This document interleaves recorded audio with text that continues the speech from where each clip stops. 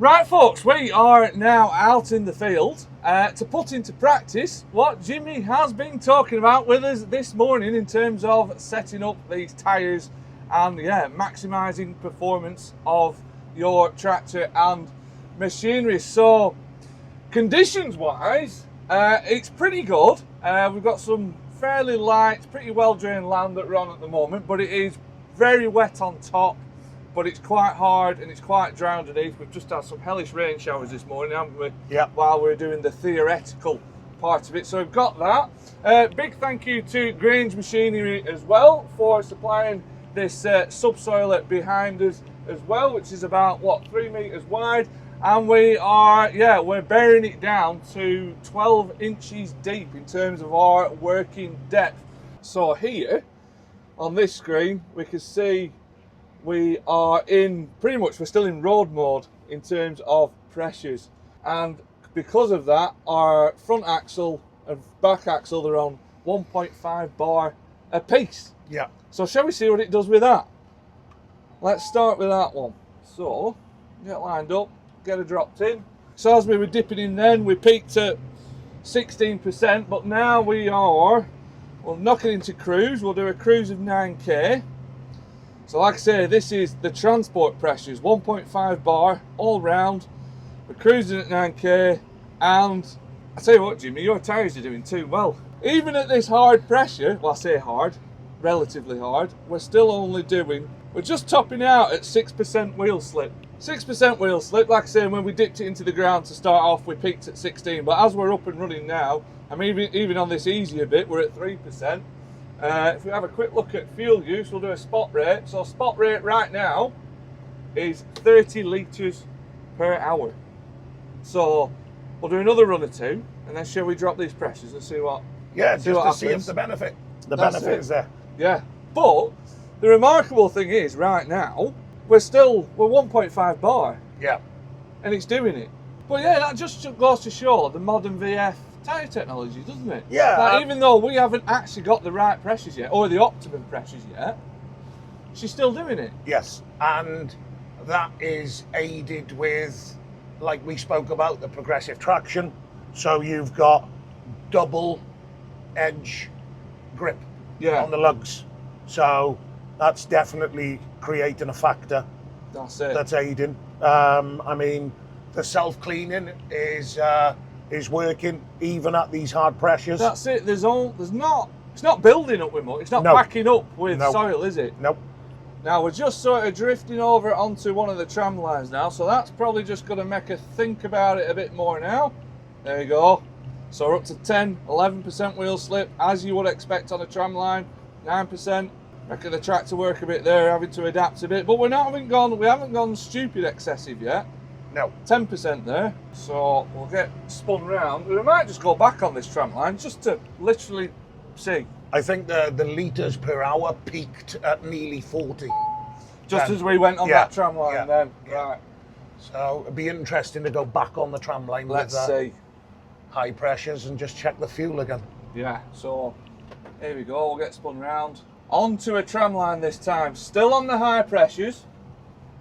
Still going to aim for a cruise speed of roughly, 9k. We'll see what she can do anyway. That's the target speed, but she's going to make her work. Yeah, he's making it work for us. There we go.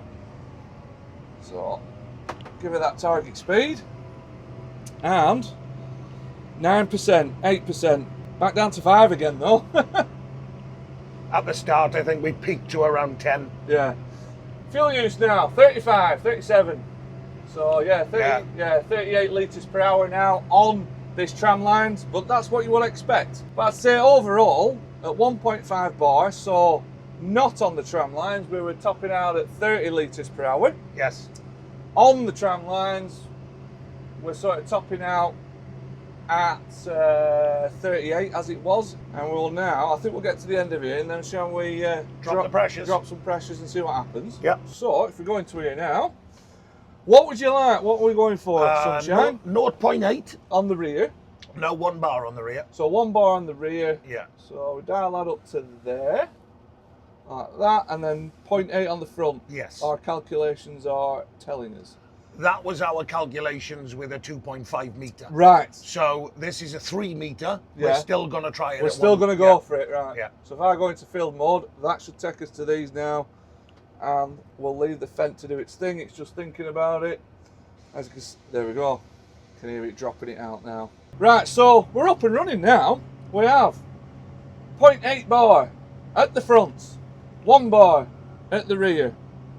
Cruise speed of 9k. We'll keep this cruise speed the same, keep it fair for all the runs, the high pressure and the low pressure. And we're now 2% wheel slip, and we're down. We're actually, the fuel use has come down a little bit, so yeah, 27 litres per hour. So we are saving a little bit. It's just a little bit tougher at this end of the field. We'll find out when we get spun round. We'll have another. And also, what we need to bear in mind when we're doing this is, like what we spoke about, being optimum conditions, optimum weight transfer. We need to remember that always do a run, a practice run. Then check the tyres for fatigue. Keep an eye on your fuel consumption. Keep an eye on your wheel slippage. Because like I said, James, it's the customer drives the tractor. Yeah. If he feels slightly more comfort or better with 1 or 2 PSI more, yeah, then by all means, go up. That's it. Take it up, because there could be a part of a field that slightly softer than the start. Yeah. The ground conditions could have changed slightly.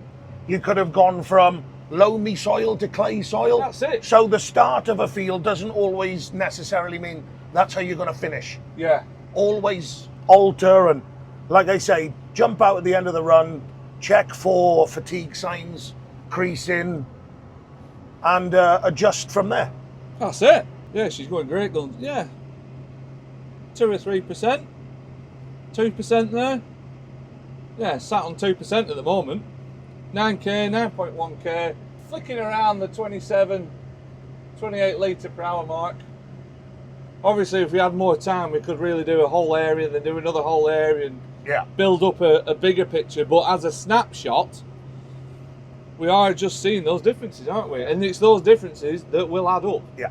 I mean, at the end of the day, or the end of the week, or the end of the field, that fuel consumption, the time created to do this, it really, really does add up. Yeah, definitely. A little bit tougher at this end of the field. I just feel it hunker down. But as we were coming through that middle bit then, the main run, just sat at that 2% wheel slip, dipped down to about 25, 26 litres per hour, which, you know, it's, as we said, that's going to add up, is that? Now, shall we go and find a tram line? Yeah. Because we did a tram line before. Yeah. Let's find a tram line again. Or half a tram line. We'll see what we can find, see what the guidance puts us on. So we're just straddling the tram line here. We got 3% wheel slip. Round there. Just a bit more at the stiffer bit, but yeah. You can hear the tractor just working a bit there, but she's still maintaining that 9k. I suppose you could say still maintaining that productivity. Obviously fuel use has gone up a bit now. 35. Still not as high. Still not as high. 35 litres per hour now on the tram line. Yeah. And I mean, we're sitting at 3%, 2%, 4%. It's not excessive, is it? No. Right, we'll go back up here, shall we? Try the tram line again. Try the tram line again. We'll do a run there and back. Still on that 35 mark. So still on the tram line, under where the hard pressure was on the tram line. It's just going to show that optimum pressure, or let's call it the best pressure you can get for the conditions you're in, are benefiting you with wheel slippage, fuel economy, tyre wear. Getting over the ground as well. Self-cleaning. Well, that's it. We've not mentioned that on this pressure setting, but I would say, even looking at them front tyres, they're cleaner now, aren't they? A lot cleaner. Yeah. A lot cleaner. Well, even looking down behind the back of the rear tyres, it's not scrubbed up or scratched up. No. Well, there we go, Jimmy. I'd say fairly conclusive in terms of the differences between running hard pressures and the ideal pressure for this task. Are you happy? You're pleased? It's done what it says. Very happy. Yeah. I mean, I'm conscious looking over at the fuel, and when I look and it's low 30s, and then you get to a high bit and it's fluctuating around 30, 31. then you're looking down at the slippage and it's averaging 2%, 4%, 5%. I mean, yeah, couldn't be happier. Yeah, of course. So, Couldn't be happier. It's doing what it's supposed to be doing. Yeah. Which is beneficial for the customer. That's what the tyre's been designed for. That's it. So use them. That's what Exactly. they're there for. Use them. Exactly. Maximise them. Maximise their capability. Like I said right at the beginning, it's something I'm trying to do more often, trying to think about more often. And if you find yourself in the situation where you can adjust your tyre pressures, I would definitely recommend it, because you will reap the benefits, you will reap the rewards. So Jimmy, thank you very much for your time today. You're absolutely spot on, both with the advice bit at the beginning, loads of practical advice, and now in the afternoon, now the rain stopped and the sun came out, for putting your money where your mouth is and actually demonstrating your tyres that they will do what you say they will do. I can breathe now. You can breathe now, yeah. You can relax now. Hey, I had every confidence in you. I've seen what these tyres can do before. So yeah, once again, thank you very much for the time. No problem. Once again, thank you to you guys for watching this. And as ever, we will catch you again next time. Thank you very much for watching.